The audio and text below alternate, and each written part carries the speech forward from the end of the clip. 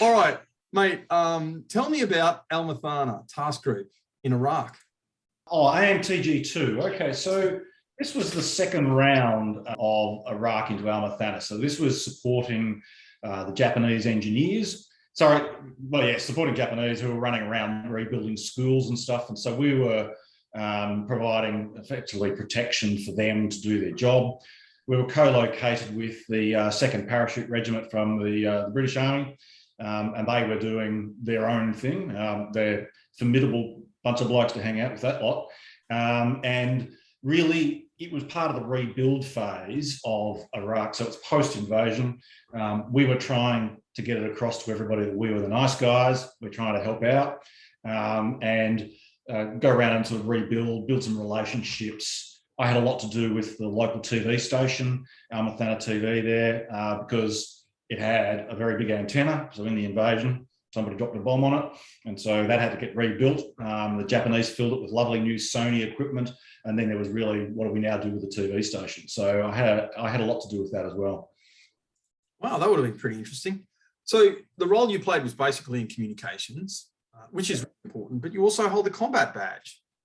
And I'm going to embarrass you here and know it. So tell me about that. Well, so the combat badge in the Australian Army is actually, if you serve with a combat unit, it doesn't necessarily mean you've seen combat, but certainly there were some interesting events while we were there. One of them being a few mortar shells coming over the fence. But you know, when you say it like that, it sounds very important. That was happening every day in Baghdad and a lot of the other places. So we had a bit of that. There were a couple of close encounters. Certainly the 2nd Parachute Regiment went out and found some bad guys and got themselves dealt with them. Let's just say dealt with that, and a few things like that. But so we were always on a, let's not say a war footing, because that's just not true, but we were sure as hell checking routes, put it that way. Yeah, I mean, just another day of mortars flying over. You know, yeah, the heavy rain with an expected afternoon shower of mortars. Something like that. Yeah, well, there was a lot of things going on. You know, there were Japanese, there were English, there was training teams, and every now and then the Americans would drop in a Apache helicopter to say hello or something. So it was a busy little place. I imagine. What's your take on Iraq? Was it kind of a worthwhile venture for the country? I'd just be interested on your take. Look, at the end of the day, I honestly think our involvement in Iraq was, I think it was John Howard at the time as the Prime Minister, was done as part of a trade-off to get a trade deal that he was doing with the US. And I think it was part of the whole process of, you know, diplomacy with the US at the time. Our role in Iraq as Australia, I mean, let's leave the invasion to one side, because we were certainly active in that, and certainly Special Forces were very active in that space. Yeah. But in this rebuilding phase, you know, we could have done a lot of things. We could have gone out and gone after the bad guys. We could have done all sorts of things. We didn't do a lot of that. So there was a bit of a risk-averse, if you like, strategy obviously in place. I never saw it. I've never given it. But it was pretty clear that's what we were doing. So it's like, the way I can explain this is, it's like you don't get to choose when you're a soldier, right? So this is the question about everybody's going to ask about Afghanistan. Did we do a good job while we were in Iraq? Yeah, we did. We did everything we were asked to do, and we did it well. Did we get a choice about whether we went or not? No. Right? You just get sent. You just go. And so you go and do the absolute best you can, and then the politics of it happens somewhere else. And as it turned out, you know, we left and it all went straight back to Clag. But so was Afghanistan.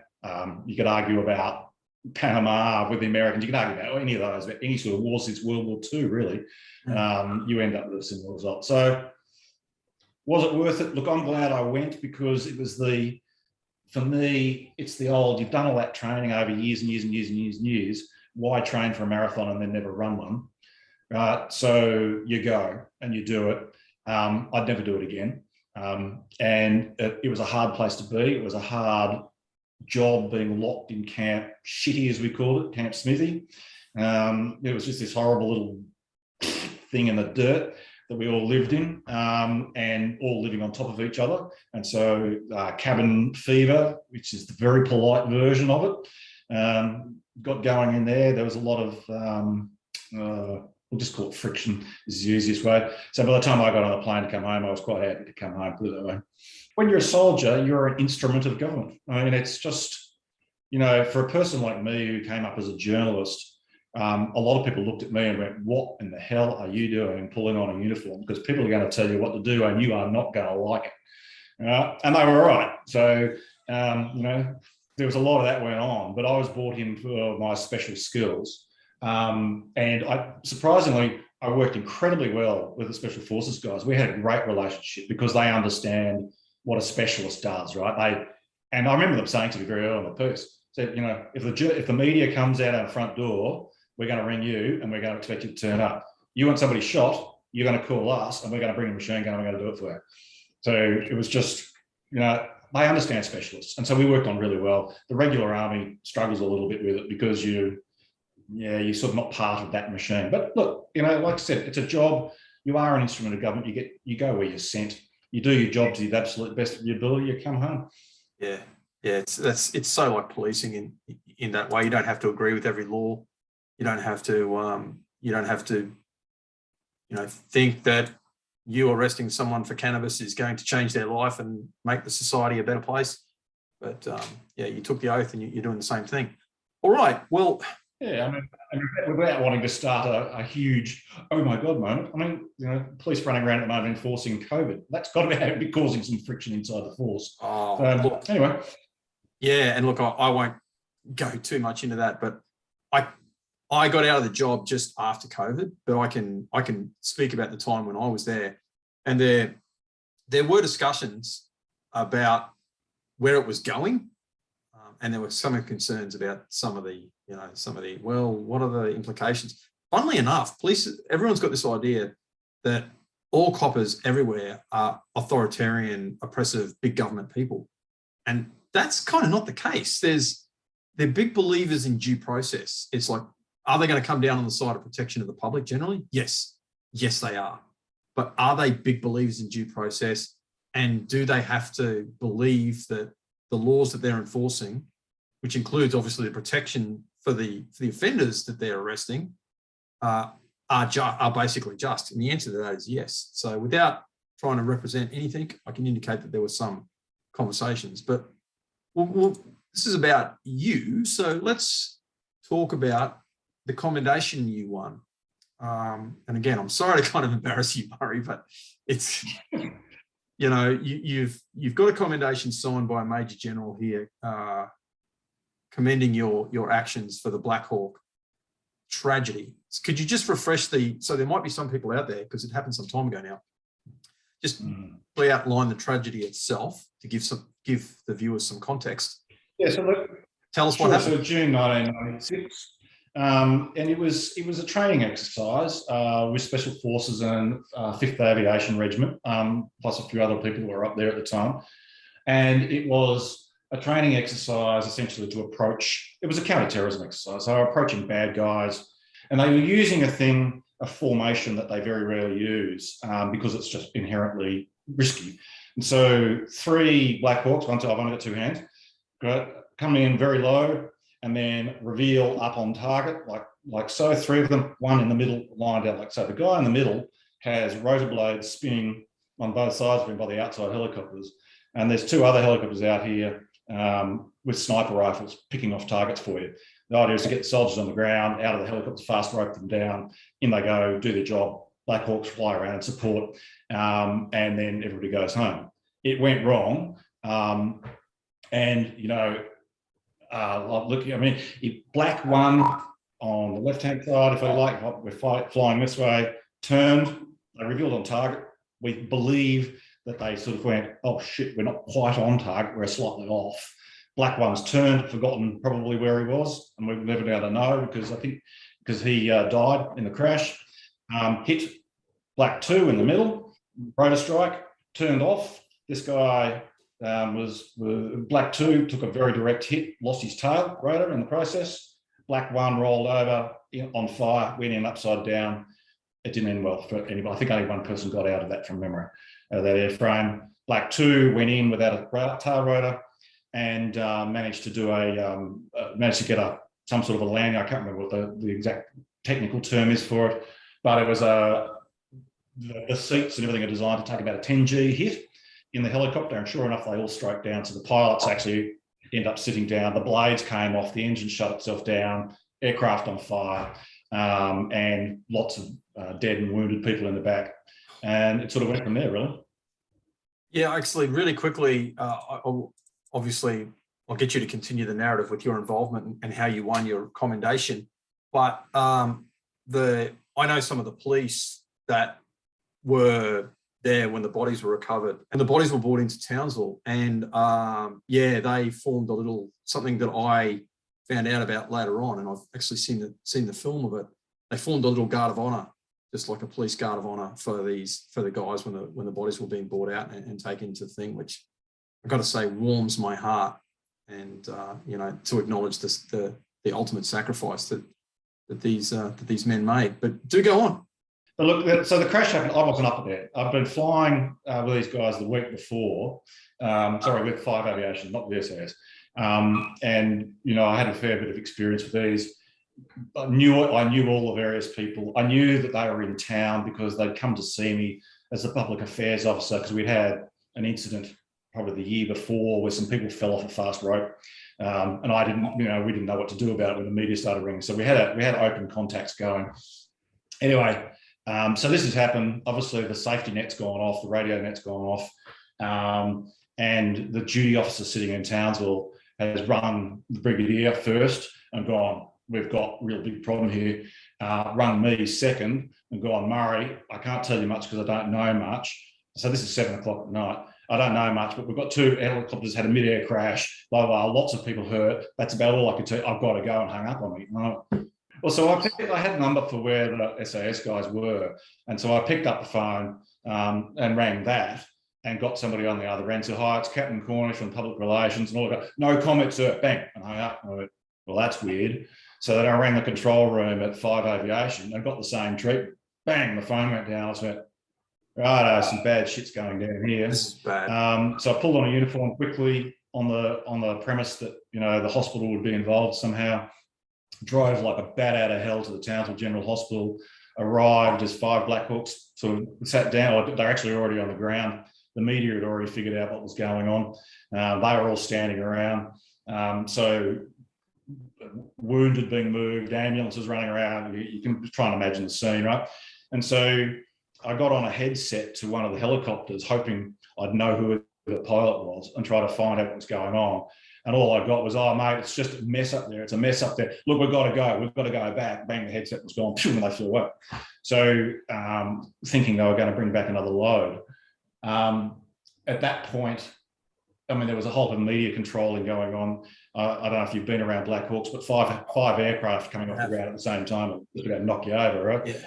And so trying to get very enthusiastic TV cameraman out of the way and all that sort of fun stuff.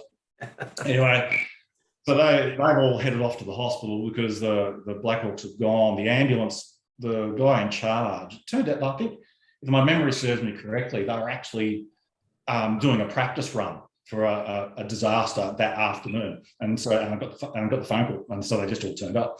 Anyway, so the guy who was in charge came over to see me. So there's a line of ambulances now sitting there waiting for the second wave to come in.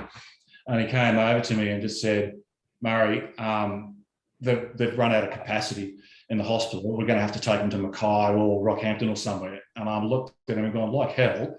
He went, "We've got no choice. Sorry, I'm just following instructions." And I went, "Well, stay there. Let's see what we can do." And rang back to the duty room and just like, "Get the brigadier down here and now." Rang the head of the colonel who ran the hospital on Laverack Barracks, got her and just said, "This is what they're saying to me. Blah, blah, blah. Do I have the authority to do whatever I need to do down here?" And she went, "Yeah, you just do whatever you have to do." And so I said, "Look, can we bring them to Laverack Barracks?" And she's like, "No, probably not, but I'll see what I can do," and hung up. Meanwhile, what I didn't understand is the safety net was going off, and they were organising to fly directly there. They were never going to come via Townsville anyway. So that was all happening in the background. It turned out they didn't need to bring another load of helicopters in, which was good. Anyway, commander arrives, quick chat with him, and took him over to the hospital. We both went into the emergency ward to try and get some idea of what was going on. He was allowed to stay because he was a brigadier. I was a captain, so I got thrown out. Yeah. The head doctor just said out. So I was left to deal with the media pack outside. And of course, the thing with these things is, I was very conscious of it, having been a journo for most of my life. You know, the worst information is no information in these things. You've got to be telling people what's going on. And so we're trying so hard to get updates. But because the crash was so severe, the people who were up there didn't know. Right? And we were actually trying to do head counts in the hospital. And we're trying to do, there were people who were simply missing because the aircraft went in upside down on fire. There are bodies inside there, right? And you're not going to get anywhere near it. So we couldn't get a head count. We couldn't get, there were lots and lots of moving parts. Anyway, so what a nightmare. Oh, mate, it was big. It was big. So, and people are turning up at the hospital going, Murray, what's going on? With people's wives and stuff. I'm going, well, I don't know either. And there's all this other stuff going on. And then one of the radio journos has gone out because they're doing on-the-hour updates and gone, there's more than 35 people dead up there. So somebody's rung me to tell me that this is what's going out on radio. And I've walked over to him and gone, where the effing hell did you get that from? And go, oh, well, you're not denying that it's 35. We don't fucking know. So shut up. Anyway, so trying to control that level of sort of hysteria. Anyway, cut a very long story short, it was all very tense, as you can imagine. There's just people. Anyway, the brigadier and I think it was the OPSO from 5 Aviation Regiment, and we've got to do this. Went out, talked to the pack, gave the pack something to work with, and effectively it was, there's been a tragedy. It just goes to show how hard these people train, what they do and the dangers involved in this level of training, that sort of thing. But we really don't have any answers yet. Right? So it's just dark. We're working on it. So that was enough for the media pack to sort of thin out and go off and the TV guys to take off, right? Because there was no live crosses back then. It was all on tape. And they all went off, and basically everybody sort of thin aired from there. The hospital made contact with me and said, are you running this or are we running this? I went, no, we're running it. This is ours. And so I took all the phone calls. So my phone's going absolutely red hot. I'm trying to think what else was going on. I was talking to Canberra at the same time, and they're going, you're in charge on the ground, dude, because we can't get to you. With the media stuff, so it's all yours. You're flying it. We'll fly what we can from Canberra and let you know what's going on from here. Blah, blah, blah. And everybody sort of set up their networks. I drove back out to Lavrate Barracks, and much to my surprise, the base was locked down. And so the gates were locked down, and the soldiers on the gate saw me come around the corner. So somebody had given them my rego number and just opened the gate to go. They're all waiting for me. I'm like, who's waiting for me? And I'm like, what's going on here? And got to, oh man, it was full. And I got into the duty officer, and here's my CO, the OPSO, duty officer, you name it, they're all there. I walked in and they've all looked at me and go, oh, he's here. What's going on, Murray? I'm going, you're supposed to be telling me. I don't know. So went through everything I'd been doing, and really then just started fielding phone calls, and it went like that for 2 days. Got my, I sent the duty driver around to get my photographer out of bed, who was completely unaware that any of this was going on, because by this stage, I don't know, midnight, 1 o'clock in the morning, something like that. And, Corporal O'Donoghue, he's come around, he's very grumpy, he's been dragged out of bed because he thinks it's an exercise or something. I've told him what the problem is, I told him what's going on. He's just gone, oh, what? He's gone inside, and I wonder where he's going. He comes back out with a cup of coffee for me, pushes a cigarette in the corner of my mouth, lights it, goes, right, I'm going to go have a shower, get a uniform on, and let's go. And right, so we got him in the next car, got him up there to get some photos of the crash site so that the media didn't feel the need to try and drive up on a high range or do anything completely stupid. I closed the airspace over it to civilian air traffic, just in case somebody tried to hover a helicopter over it. Yeah. It's going to happen.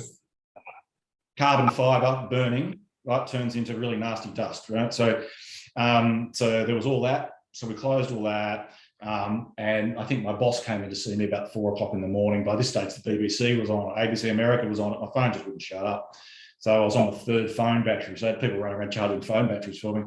He just said, just keep doing what you're doing for as long as you can. So we went like that for 3 days, I think it was. I think, we put the Brigadier on the road the next morning.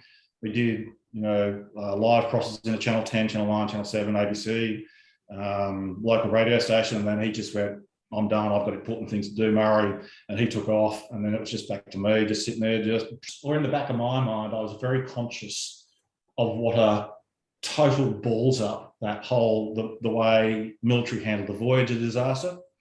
Super secret. We won't tell anybody. Wrong approach. And so I was very conscious that we couldn't do that. So the next day, we organised a Blackhawk and we flew the media up over the site so we could control it on the site. So they got their photos out of the Blackhawk and a video out of the Blackhawk, and then we brought them back again. That sort of stuff. And we supplied photographs, and we did that sort of stuff so that the investigation could get underway. And there were just people appearing. I remember turning up to the hospital and there's a general standing on the steps doing a press conference. I'm like, who are you and where did you come from? It's just, anyway. Excuse me, sir. Whom are you? Why are you speaking to the media? And can you come over here and pretty much. Respectfully, sir, now. And that's pretty much what was going on. Come here. Anyway, that's all. I'd gone in there because one of the photographers from one of the papers had gone into the hospital, was trying to take photos of people in hospital beds. And so security was running around in there trying to chase him out. And I've turned up in uniforms going, well, high-fiving him. So, get control of that situation. Once again, feed the monster. So we gave him the photos, we did the stuff, and that seemed to placate it briefly. Yeah, and they got a job to do. You have to have the relationships first. If you don't have, if they don't know to ring you and don't trust to ring you, it will go everywhere. And so then it becomes scattered. Because one of the things we were doing was pouring cold water on bullshit theories that were just appearing as the night went on. So some engineer came out from somewhere and said, it's clearly a metal failure. And we're like, who is this idiot? Right? And then somebody else has popped up and gone, you can't have that many people on 2 helicopters because they don't carry that many people. I've been on a Black Hawk before. I'm like, what? You can swing a couple of Land Rovers under them. I don't know what you're talking about. So, so in the information vacuum, this stuff starts to grow, and you've got to keep pouring the cold water on the bollocks. But also then you've got to provide something that's real all the time. And so you just, it was just full on. It really was. Yeah. And to throw a really controversial one at you, and this is always good fun in dinner parties, is debate as a method of resolving an issue and coming up with legislation was formed around about the same time as fencing and duels to sort out your differences over your wife. So, if you want to throw all that out there. So dueling's gone by the by. Well, I don't know, has it? But I had a conversation with a chap who's very interested in politics, and he made the precise point. He's a great believer in democracy. He wasn't putting forward this idea of a rule by a technocratic elite, a kind of an oligarchy, I suppose, of sorts. But he said, look, let's think about the dynamics of democracy. And he said, when you're together as human beings, that changes your psychology. As soon as one human being goes from one environment into another environment, you naturally try and get a consensus between those other people. So what that means is there is a distortion of representation there straight away. And of course, if you get like a certain culture that's evolved, so let's use the Queensland example. Out of the 93 state electorates we have here, I think it's 72 or 73 are within a 250 kilometre radius of Brisbane CBD. So that means that it's metrocentric. Well, that means that the concerns of the electorate of the 93 people there are going to be predominantly metro southeast corner concerns. Well, when the person coming from, pick your name of electorate here, goes down there, they have to compromise. That has to happen. And you have the psychological impact of dealing with a whole bunch of people who are going to treat you like an idiot redneck if you raise concerns of just like, what are you even talking about? Fill in name of issue here. That's just not of concern to the good people of fill in name of metropolitan urban electorate here, idiot. So you've got arguably you've got a distortion of democracy there.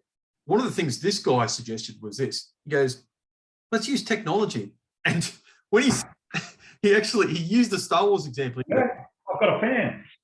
Well, he said, what about the Galactic Senate? And I went, oh, no, please, God, where is this going? He goes, no, think about it. Look, we've got this technology now. You've seen Star Wars where the Galactic Senate can like beam people in there. Because why not? Imagine your local MP. He or she is talking to a constituent about something. And then he looks at his watch and goes, look, I'm sorry, Parliament is sitting now. I've just got to go beam in and speak to Parliament. So that person would be a true representative of that area rather than having to, because they're just not going to have the psychological thing. They're going to be there's going to be a lot more debate. There's going to be, it's going to be a lot more adversarial. And I don't think those things are bad, incidentally, if really robustly defend that person they were just speaking to, because it's going to be so much more personal and so much more human. And it's a recognition of the human dynamics that were a lot more relevant when democracy was created, as you pointed out. I'd like you to talk about how the shutdown of mainstream media, I suppose, the collapse of the TV industry especially affected you personally. Can you talk about that? And don't be modest, because you were the youngest chief of staff in ABC TV Sydney, which is a very impressive achievement, and then in Townsville. So talk us through that. Okay, so the chief of staffing job was, I went in as the afternoon chief of staff in Sydney, which was a fairly junior position. And then true ABC style, the main chief of staff decided they were going to London, and the ABC took about 8 months to recruit anybody. So, hey, presto, you're the chief of staff, right? Because you're the only person sitting in the chair. And so there I was as a 25-year-old trying to fly the biggest newsroom in Australia, yeah, boy, that had its moments, I can tell you. But that was one of the high points, So I was there for the Newcastle earthquake. I was there for the Kempsey and Grafton bus crashes, a few things like that, organising helicopters to fly around and satellite link vans into Newcastle and all that sort of stuff. So, that was a hell of an experience. I don't think I'd go back to be a chief of staff again. It's very hard work. And then, I was there as the chief of staff when the TV industry melted down. So that was the, the crash of 87, wasn't it? Which then turned into the Rust Belt of 91 or something. And so Channel 10 changed hands 3 times in a year, and Alan Bond owned 9 and went broke, and Packer bought it back for half what he sold it, and that's right. 7 sold twice to Kerry Stokes, and the media industry just came completely unglued, right? There were no jobs. There were people, was it the Bridgeview Hotel in Sydney? So we used to go down there for a beer after work from the ABC, but so did everybody from Channel 9, because I was decided to tell you. And the stories that were being told down there, just when Packer took back over 9, there were just journalists sitting around getting drunk going, oh my God, this is the end of the world. Anyway, so cut a long story short, I ended up out of a job. I went off and worked for the Hinch program briefly for 3 months as a researcher, and didn't really want to stick with that. And I ended up landing a gig starting up the Townsville newsrooms for Win TV in Townsville and Cairns, and went up to do that, and did that for a couple of years. Decided that, Win TV was not for me. Then I went to do the army stuff. Then I went off to work for Rob Burbidge as an advisor. Then I came back at Channel 10 as the senior producer up there, and then as the news director, because the news director took off on maternity leave. And then this buyout by Southern Cross Media happened while I was in the chair. And we'd heard rumours about all this. And sure enough, Southern Cross Media walked in the door one day, sat everybody down and said, that's it. It's all over. We're closing the newsrooms down. We're not in the news business anymore. And it was I don't remember the exact mechanics of it, right? But they basically said, but we have to have a bit of a negotiation process with the unions around this. And there is you'll all get your redundancy payments and blah, blah, blah. And for whatever reason, whatever the hell was going through their heads, Canberra newsroom just walked out the door. I can't remember. There were a couple of others. Melbourne, they just walked out the door and said, stuff you, just right up yours. And these guys sat there and said, you could keep doing things if you want. Sorry, did you just say that we can put a news bulletin away tonight? Well, we can't really stop you. I went, bingo. And so off we went. And I remember I ran out, and we got everybody on the phone and went, this is it. We've just all been fired. But we've all just been retrenched. Right? But they're going to let us do one last bulletin. What? but we don't want to work from. No, we make it about us. Thank you. We just said, thank you. We went crazy. The 30-minute news bulletin about how we'd all been fired. It was hilarious. And it finished up with this piece of music at the end, ran for 3.5 minutes, a piece of Green Day, and it was just shots of everybody, bits of video. It was like a bit of a home reel, right? And the very last shot was Channel 10 local news sticker being flushed down the toilet. And that was the end.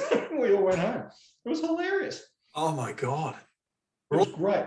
It went down in history. And then we all went down to the pub, as it turned out, and all the new sales guys who knew they were about to get fired anyway, they all put their Southern Cross Media credit cards on the bar. And I don't remember leaving. It was a big. What are you going to do? Really, my last. Oh no, because I did some work for the ABC after that. Again, I've had. I think I'm on the right track to have the most record number of farewells from the ABC. I think I'm at 9. So from various things I've done. But bad penny can't get rid of you. Yeah. People ring you up and go, "Hey Mars, what are you doing?" I'm not doing much. Oh, can you pop down? So yeah, I went back as the producer in ABC TV News for 3 months for a mate who took over as the news director, and he needed a producer he could trust. So I went back into the fire, regretted it again. Anyway, that's what it is. It's the media industry. I'm out of it for a very good reason. Well, we've talked about you getting out. Now let's talk about you getting in. Tell me about your first job in TV. On TV, right? So I was a farm kid, right? So I ended up, my first gig in the media was with the Country Hour, with ABC Rural Radio. And I did that for about 3 years. Anyway, as part of the whole trying to make myself relevant to people, because everybody just thought I was a farm kid, an ABC job, I worked a lot with the mainstream news guys, radio and TV. And I ended up in Adelaide as the host of the Country Hour in Adelaide, but working very closely with a couple of mates on a few things. Anyway, Channel 10 was starting up in Perth. This is how far back this goes, right? So they didn't have a Channel 10 newsroom in Perth at the stage. So NEW 10 was starting up a new newsroom. NEW, whoopie-doo. And so the news director and the producer were very good friends of these people I'd been working with at the ABC. And I said, Mars, throw your hat in a ring. They're looking for journos, It's not like we're not trying to hire one person, trying to hire 10, right? Your odds are better. So, okay, but I don't know anything about TV. He said, no, it's all right, we'll teach you. So went through the whole process of putting together a CV, got these guys to write me references, put all this stuff together. They said, got a call from Perth. I said, why don't you come and see us? We'd love to talk to you about this job. And I'm like, oh, shit, I've got nothing to show them. And so there was this whole messing around going on, trying to work out how we were going to do it. And in the end, what I did was I got a mate's couple of his stories, his TV stories, and we re-edited them with my voice on them. And we've gone out, shot a couple of stand-ups of me doing stand-ups, right? Plugged them into the stories. Here was my demo tape, right? And so we took that with us. I took that with me to Perth, and they gave me the bloody job.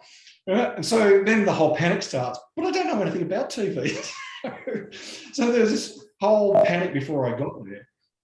Anyway, luckily, when I started, we were running 2 weeks of pilots, right? Make sure the studio worked, all the fun things that go with startups of newsrooms. And in this period of 2 weeks, the producer, who remained a very good mate of mine for years, he figured it out. And just went, you've pulled a Swifty here. You've never worked in TV, and you don't know what the bloody hell you're doing. Right? And I found this out months later.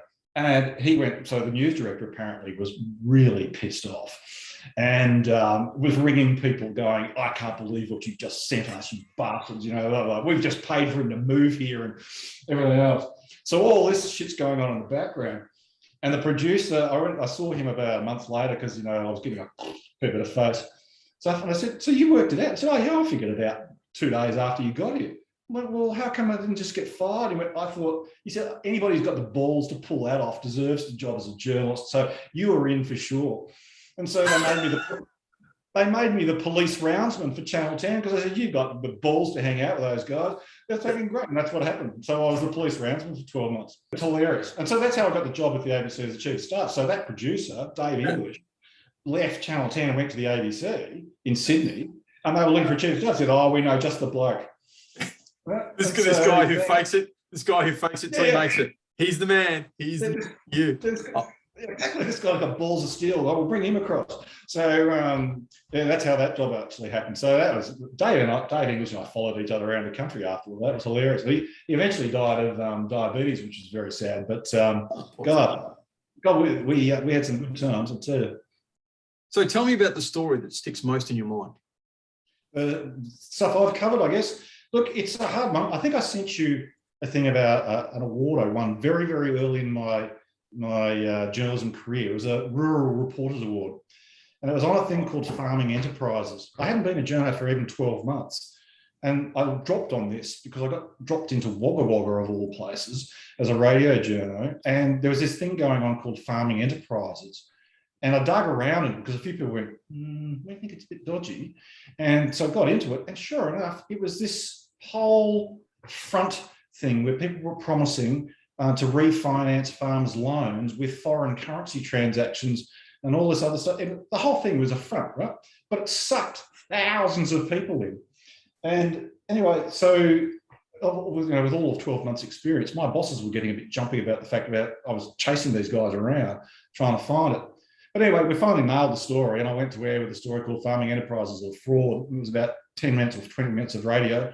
And it knocked up an award. I hadn't even been working for the ABC for 12 months, which was, so that one sort of sticks in my mind. That was my first investigation piece. There was another one I did, I suppose, in Channel 10 in Perth. It was about sodium cyanide. So the gold industry uses sodium cyanide to separate gold from rock, from ore, effectively, right? It's a critical part of the process. I went out to a truck crash as a police roundsman did, and a truck had gone off the side of the road, killed the driver, but he had a load of sodium cyanide on board and he landed in a creek, right? And so it sort of spurred me on to go, well, hang on, so if this stuff's going down the roads and it's as dangerous as everybody says it is it a controlled industry or not? And so, hey, presto, we found out it wasn't. And so this stuff was just being loaded up in trucks, driven from Kwinana in Perth down the highway to all the various gold mines, and there were no safety procedures in place for it. And so I ran a piece on that, which God, I can remember getting yelled at by the producers of the sodium cyanide and the EPA. He said, no, we do have controls over it, even though I've just spoken to the chairman. He said, no, mate, you're onto it. Blah, blah, blah, blah, blah, blah. And so, look, that was one that sticks in my mind because it was just, everybody said I was wrong. And it turned out we knew exactly what we were talking about. And that was a really nice piece. I really enjoyed doing that. Yeah, that one you're showing there, that's the Algiddy Farmers thing. I suppose as a police roundsman, as I was at the time, you've been to a lot of things, I'm sure. I can remember some horrific car crashes I've been to. Plane crash I went to at Leonora, killed 16 people, I think. No, 12 people. Came in a tailspin from high altitude pressurized plane. Not pleasant. I remember doing all those sorts of things, those sorts of stories. And some of the car crash stories I did were just horrendous. We did a story, and here we go. This is the cop narrative, and this is where you're going to jump on me. There was a car crash where a police car came off the road in Kings Park in Perth, broke in half. It was going so fast, killed both the people in the cop car, right? Anyway, cops came out and said, oh, no, they were doing the speed limit and blah, blah, blah, and there'll be an investigation because we just went, you've got to be doing 160, 180 to split a car in half like that. Easy. So we went off and did our homework on it, and it turned out there was a bump in the road of the intersection they crossed, where if you go really fast, you get airborne, and the local hoons all knew about this. Right? You'll actually get some air under the car. Both of them were going on holidays the next day and going on leave, and we found out much later they'd been to a barbecue and thrown back a few berries, but they were out hooning. And they'd been out hooning, and they wrapped themselves around a tree and got themselves killed. Now, I put that story to air when we figured it out. You've got no idea how hard the cops and the police union came at me for the next 5 weeks. It was just full on. Anyway, it turned out we were right. So the inquest came back and went, yeah, blah, blah, blah, and had traces of alcohol and the whole thing. So I remember that. That was me standing up against the system and the system trying to smash me down, and just stood my ground. And there was some other stuff we did over there too about, into WA Inc., which was the very early days of WA Inc. We were getting very suspicious about what was going on, and we did a lot of digging around on that. But then, the Channel 10 thing ended. I ended up being a chief of staff in Sydney, and so that one played itself out. And I suppose if you want one other, just for fun, there's a story I did in Channel 10 in Townsville, probably one of my last ones.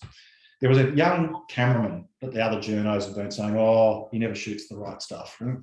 And I went, it's all about telling your cameraman what you want. So went out with him to do a story. The federal member said that he would wrestle a crocodile if the crocodile, the local basketball team, got into the finals, right? They got into the finals. He goes out to do this publicity stunt. You know? Yeah.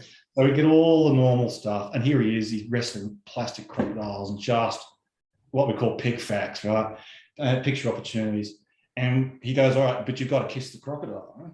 So they get out a little crocodile, you know, they have the taped up mouth and everything else. Yeah, got the whole thing. And he goes to give it a kiss. And I said to the camera, I said, roll, I don't care what happens, just do not button off. Blah, blah, blah, blah. And he kisses the crocodile and the croc turns over in its own body length and just goes and whacks him across the side of the head, right? Knocks him out of frame, the politician. Wow. And so we just went with this whole up retorting in politics, revenge is everything, slow motion, crack across the side of the head with this crocodile, right? And from that day forward, he got nicknamed Crocodile Man. He didn't talk to me for weeks after that. But that was the power of a colour story. You know, we ran that after the weather. Just like slow-mo. Like, oh. It was just gold. It was just gold. You know, the power of the medium. So they're the ones that probably stick in my mind the most. You know, when you talk about narratives, and this is why I love these conversations, you go, people are weird creatures. You can sit there and prove it to them. I can sit them in front of 10 professors who can explain the science of coal seam gas to them, and they won't listen. You know, I did a documentary, a short documentary on the sinking of the Yongala years and years ago for the ABC, for Landlord. And we went and found the relatives of the relatives, effectively, and showed them the stuff that we had, the scientists, and they were utterly convinced that all the portholes on one side of the ship were open and that's why it sank. Not a shred of evidence to back it up. We couldn't get them off that horse. Once people get in their heads, you can't, they're really, really hard things to pull back. Once people are personally invested in a position, it's really hard to get them off it. And so this comes back to the communications narrative. It's what marketers seek to achieve. Hey, I'm a marketer now, right? So I'm a professional bullshitter. You go out there and you're trying to create a response in people. You're creating a happy response, make them feel good about something, and then they push the purchase button. All this experience has led up to something, a book. Yes, Polite Anarchy. So tell me about this book and plug it. You're a marketing man. I want to see some unashamed plugs here.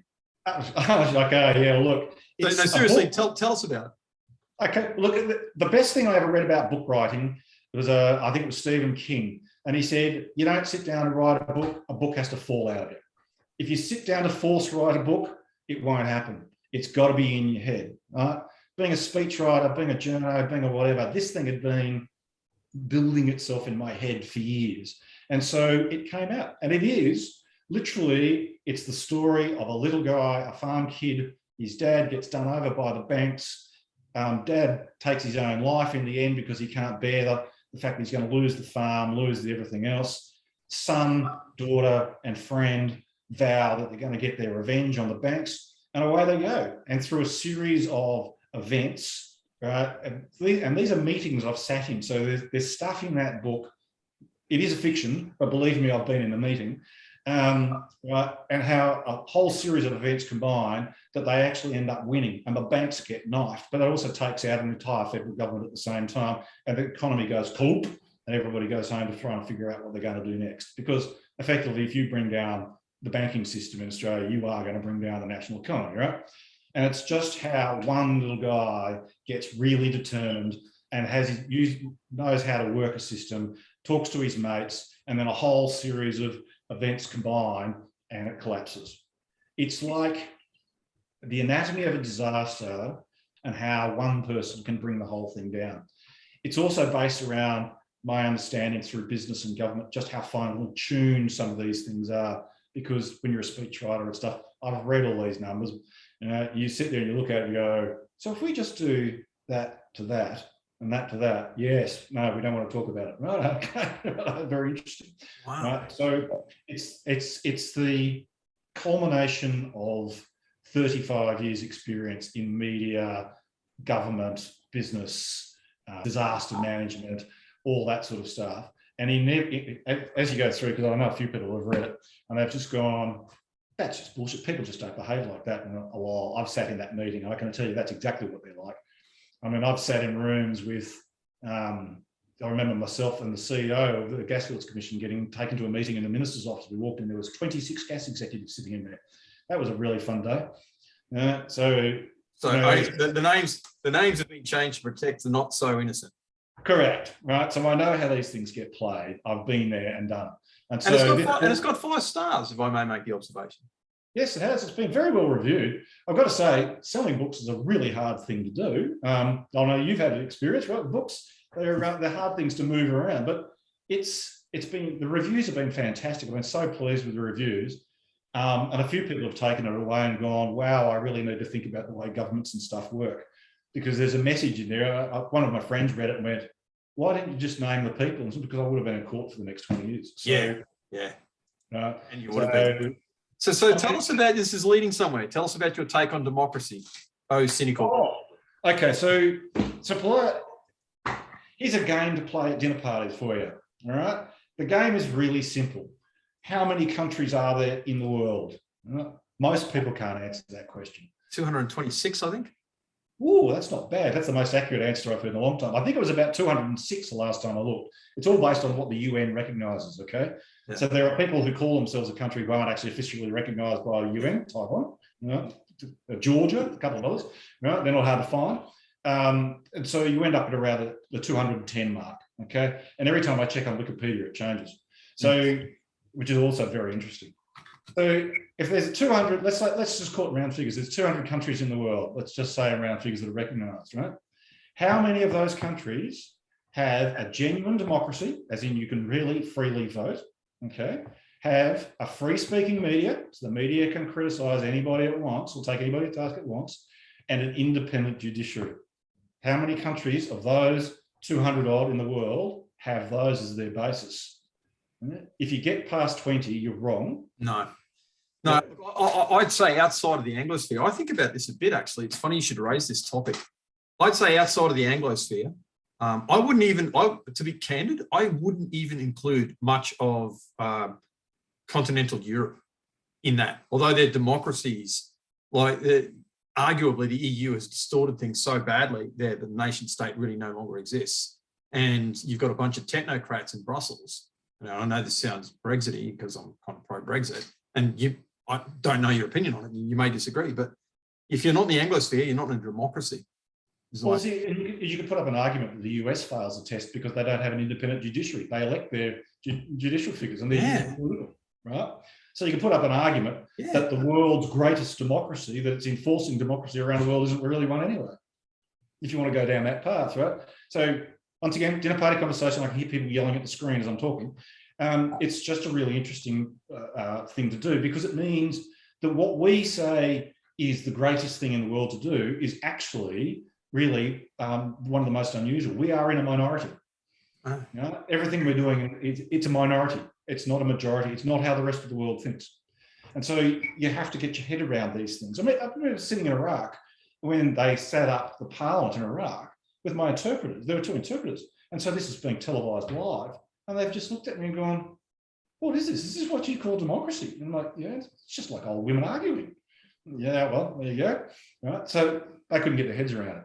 Well, see, it's not just, and really quickly, please, hold that train of thought, but it's not just geographically that's true. It's historically.